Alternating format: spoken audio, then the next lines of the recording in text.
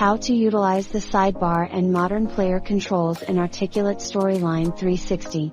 To adjust the sidebar's placement, access the player properties, located at the top right of the ribbon. Within the player features, click the drop-down arrow next to the sidebar option. Here, you can arrange the sidebar to your preferences.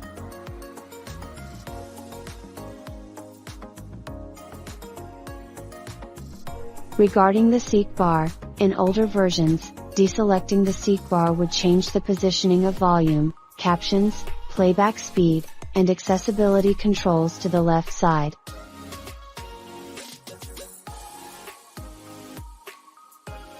However, in the latest update, these options no longer shift their positions.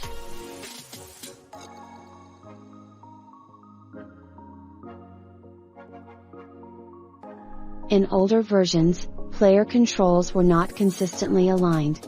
But in the recent update, player controls have been left aligned for improved consistency.